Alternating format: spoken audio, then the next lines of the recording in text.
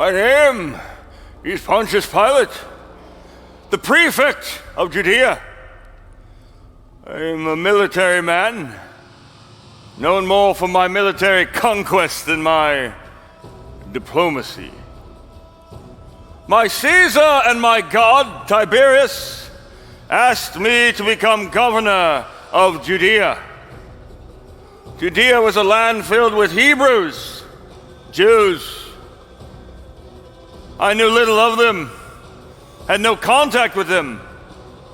They were religious people with strange religious beliefs. They worshiped one God, unlike us Romans, who worship many gods. We Romans are pious, and we are callous. We win because we worship, and we worship because we win. When we come into enemy territory, we defeat their gods.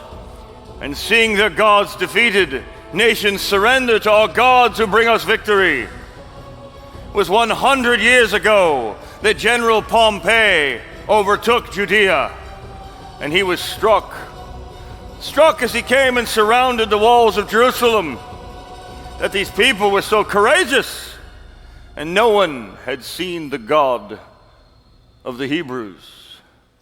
General Pompey longed to see a statue, an image of this mysterious God. As he made his way to the walls, he noted that the Hebrews were courageous. They fought with honor. When they sieged the walls, they regrouped and they defended their temple. When General Pompey came upon the temple, he was struck that these Hebrews continued their daily ritualistic worship of their God while in battle with him. He was intrigued. When they pushed through the temple doors, he longed to see their God. He came into their temple and he found nothing. A wash basin, an altar. Where was this mysterious God of the Hebrews? Then another building. He made his way past the curtain. Now he would see their God. Again, nothing. A candlestick, a table with bread, and another curtain. He pulled back that curtain, he saw nothing. Apparently there had once been a golden box filled with rocks prior to the Babylonian exile, but nothing. These Hebrews worship an invisible God. How do you defeat a people who worship an invisible God? How does an invisible God inspire such courage and strength? General Pompey was so impressed. He cleansed the temple of the Roman abomination, and he reinstated their worship. And he headed back to Rome in triumph. Yes, these Hebrews, strange religious practices. Oh, and they're lazy people. Every 7 days they must rest to think about the invisible God. They mutilate the privates of all their male children in signs of a covenant to their God. They don't eat meat from a pig. No bacon. No bacon. But mostly these Jews do not know their place. Which is why Caesar Tiberius asked me to put them back in line. I set up my office on the coast at Caesarea Maritime. It was here at Caesarea Maritime that I built an altar in worship to Caesar. The inscription still bears even today in this location. I made my first traveling to Jerusalem on Passover. It was always at Passover these Hebrews celebrated that their God had defeated foreign occupiers like the Egyptians. We Romans are not Egyptians. But it's always at Passover that they were hungry for revolt, hungry for rebellion. I would remind them a new governor and prefect was in town. I brought a whole legion of new soldiers. We brought with us banners of the worship of Caesar. Our gods had defeated their gods. We brought statues of worship of Tiberius. When we arrived in Jerusalem, we were met with protests. I was there to quench the rebellion. Instead, we were inflaming it. I had the protesters beaten, and every hour the crowds grew, the protests increased. I called 100 of the leaders before me. Share your grievances with Rome. For over an hour they spoke about how we had broken two of their golden box commandments, to have no other gods before their God and to not have graven images with our statues of Caesar. After over an hour, I was done. Swords, soldiers, we are Rome. We are the conquerors. You are the conquered. We are the dominant. You are the subordinate. We are in triumph. You are enslaved. You will quench these protests, disperse your crowds with one sword on each one of their necks. I told them, your heads will roll before me right here and right now if you do not submit. And with that, as if these 100 leaders had been trained as a Roman unit, they moved as one. They fell to the knees as one. They leaned into the blade, looked up into the heavens and said, Hear, O Israel, the Lord our God is one. We shall love the Lord our God with all our heart and all our soul and all our strength, and love our neighbor as ourselves.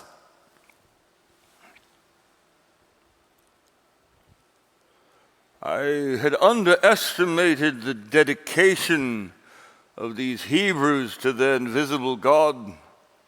They were willing to give their life to worship him alone. Perhaps the strategy of brute strength was not the way to govern Judea. I would need to pick my battles, perhaps engage in some diplomacy. But I could not compromise on the worship of Caesar. Perhaps I could turn these 100 leaders into aristocrats to keep the people in line. In the spirit of General Pompey, who allowed you to worship, Rome will allow you to worship your defeated, inferior, invisible God if you will keep your people in line. Rome will give you a crumb of power to keep the people in line, but this sliver of mercy from Rome will not be repeated. And these leaders, these Sadducees and Pharisees and chief priests, dispersed the protests, and we governed and quenched the rebellion. But this was a mere sliver of mercy from Rome. The iron fist was ready to pounce. The teeth of the Roman beast would come upon them if they rebelled again. A few years later, we had brought the gospel of divine Augustus here to Jerusalem with the Roma Paxa, the roads. I was to build an aqueduct, and these Hebrews refused additional taxes for their own clean water. I called a cohort of soldiers. I knew they kept silver and gold in their temple treasury. We would take it from them. I sent the cohort up to the temple, and there to defend the silver and gold were a group of Galileans, Galilean rebels, always from Galilee. Thought they could take on my centurion, slaughtered them at the temple gates. Several backed into the temple. My soldiers came up, chased these Galileans up to the top of the altar, where they slaughtered the Galileans, mingling their blood with the blood of their sacrifices. And we took the silver and gold and we built the aqueduct. And the gospel of good news of Rome had come to Jerusalem. Rome has a long history of dealing with Galilean rebels, generals, and would-be messiahs. Our long history is these Hebrews do not know their place, and these Hebrews have rebels always from Galilee, otherwise known as Gamla. It was 10 years after the ascension of divine Augustus, which you may refer to as 8 AD, that Judas of Galilee, Judas of Gamla, led a rebellion against Rome. He told the Hebrews not to engage in the census, not to pay the taxes. We had him slaughtered. It was in 67 AD, just prior to our destruction of the temple, that right here in Galilee, behind those walls, General Josephus led a rebellion with the Hebrew troops. It was there that General Vespasian had them surrounded and in siege. One more day, he would burst through those walls and capture all of the Hebrews in Galilee. But that evening, General Josephus engaged in a murder-suicide pact with all of his men. Better to kill your brother than to be tortured by the Romans. They killed each other throughout the night, leaving only two, General Josephus and his right-hand man. And then this coward had a change of heart. Rather than dying of honor, he crawled into a foxhole, covered himself with the dead bodies of all of his men. General Vespasian broke through those walls in Galilee, examined each one of the bodies, and found General Josephus hiding like a coward in a foxhole. As he pulled him out to torture him, Josephus turned to Vespasian and said that he was a seer of his invisible God. And his invisible God had prophesied that General Vespasian would be the next emperor of Rome. Now this got Vespasian's attention. The next emperor of Rome? Rather than killing Josephus, he imprisoned him. And several years later, Vespasian did become the next emperor of Rome. He released Josephus, renamed him Josephus Flavius, the great Roman historian who recorded much of my legacy and much of my dynasty. Josephus Flavius, the Roman historian, the Jewish general, but to me, he'll always be a Galilean rebel.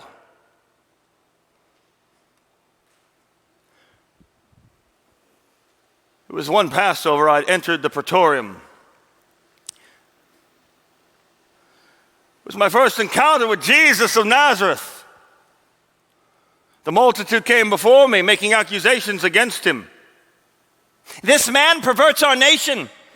He forbids us to pay taxes to Rome. He set himself up as a Messiah, a king. Is this true? Are you king of the Jews? It is, as you have said. I watched as they continued to vehemently accuse him of many things. And this prisoner remained silent. Will you not answer the testimony against you? Still silent. He was unaffected, unintimidated by these men and these aristocrats with the crumb of power. He had courage, honor. Most men came into these halls of power and they cowered, begged for their life, were forced, almost felt forced to answer the accusations, whether true or false, but not this man. And I marveled. Clearly, this was a religious squabble, not worthy of my time. I see nothing worthy of death in this man, and I will release him. We have a law, and our law says that any man is worthy of death who calls himself the Son of God. The Son of God. This would complicate things. Son of God can only be used of Caesar Tiberius, the son of divine Augustus. It was a punishable offense. The Son of God was also used of the great prophecy of Zeus.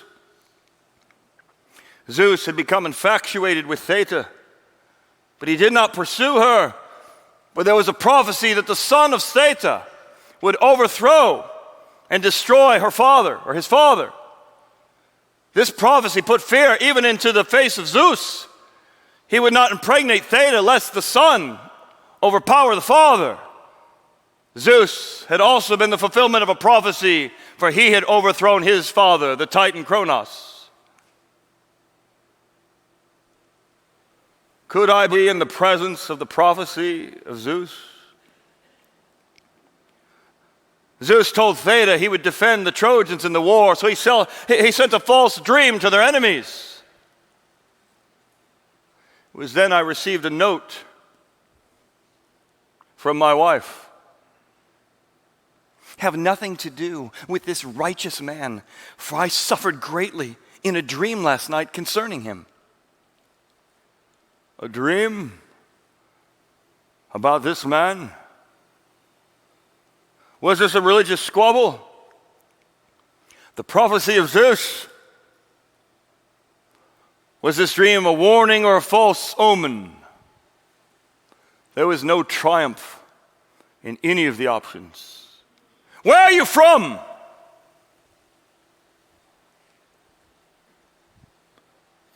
You will now remain silent before me?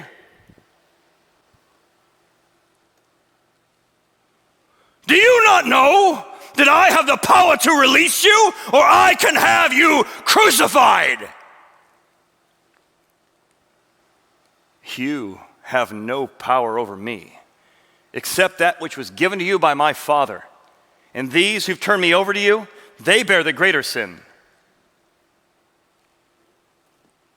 This man spoke with authority, spoke more like a general than a prisoner. This man had honor. He spoke as if he knew the gods themselves. No, there was no triumph. I would wash my hands of it all. I will release him. To which one of these chief priests said, if you release him, you're no friend of Caesar. He stirs up trouble all throughout the land, even to his hometown of Galilee. Galilee. Another would-be Messiah from Galilee. Another rebel from Galilee, I should have known. Jesus of Galilee. Galilee. Galilee is Herod Antipas' jurisdiction. I will hand this problem over to him.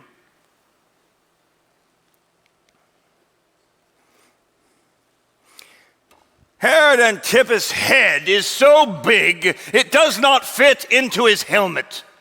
His ego is only overshadowed by his incompetence.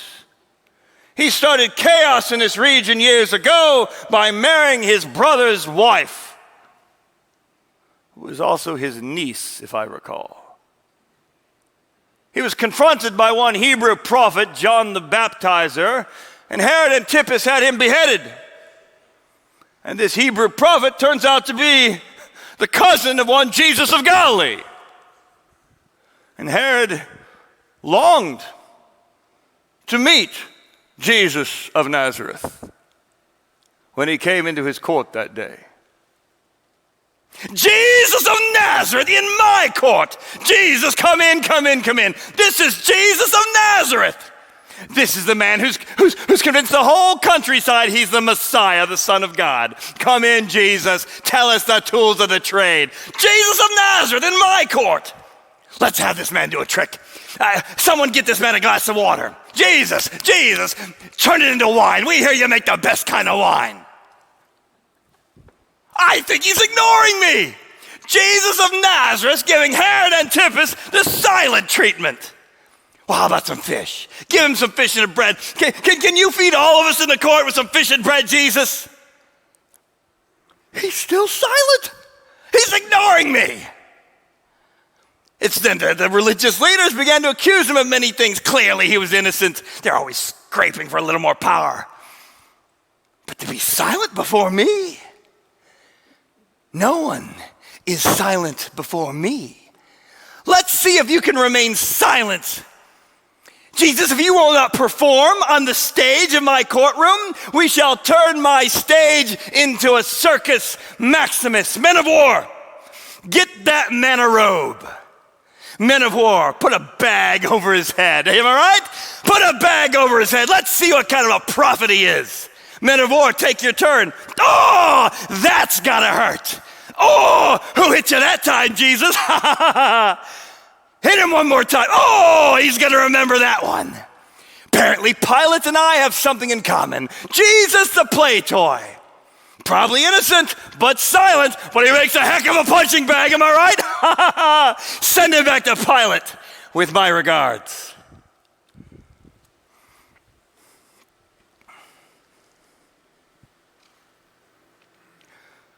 King Herod returned him to me, beaten, bloodied, but he said he was innocent of the charges. I stood before the religious leaders. Herod and I have found nothing worthy of death in this man. We will release him.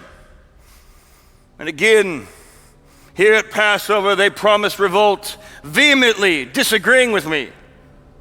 But this time I would turn the crowds against them. These crowds had invited this Jesus just a few days earlier. Rather than fighting the aristocrats, I would have them fight their own people. I brought Jesus before them, and I found the worst murder I could find. Barabbas, the serial killer. I brought them before the people. As is our custom on Passover, I will release to you one prisoner. Barabbas, the serial murderer, or Jesus, the King of the Jews. Was there the crowd began to cry out, Barabbas! Barabbas! Give us Barabbas! I could see the religious leaders had scattered themselves through the crowd, passing out coinage. Been outwitted by these aristocrats again. They had turned the crowd against Jesus. I made one more attempt to release him. I had Jesus taken and scourged, skinned as he was whipped. As he returned to me, he was bloodied from head to toe, not 1 inch of his body unmarked. And again I marveled. Most men did not survive the scourging. So I brought him before the crowd. I've had him chastened and scourged. What now shall I do with Jesus of Galilee? And the crowd began to cry out, crucify him, crucify him, crucify him. Why? What has he done? I find no fault in this man worthy of death. Crucify him, crucify him. I wash my hands of it all. Centurion, take this man to Golgotha. But I would not be undermined by these aristocrats. No. Everyone would know this was their king of the Jews we were crucifying.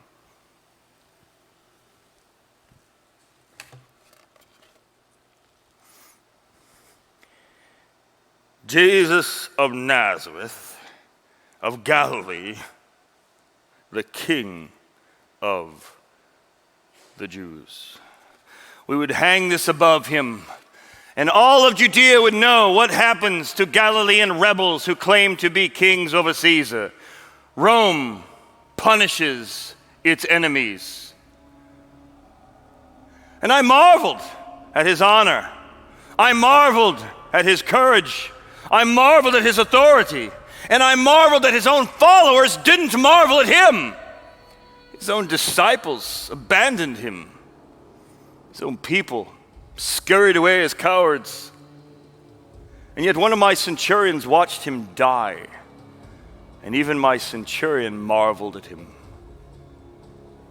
This centurion had seen 10,000 men die in battle and crucifixion. And he told me he had never seen a man, a prisoner, die on the cross as this man did. The centurion noted that he pushed up on that nail and cried out in a loud voice, as if a commanding general on that cross. He said, "It is finished!" Oh, this king died with honor. So much so that even my centurion dared to whisper those sacred words.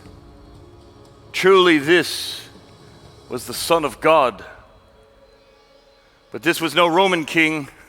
It was on that cross. He pushed up on that nail one more time and mumbled something to us Romans. "Father, forgive them, for they know not what they do." It's amazing his own followers don't marvel at this king, when even the Romans marveled at aspects of this king. But now he's been crucified, and this is the last we shall ever see or hear of Jesus of Galilee.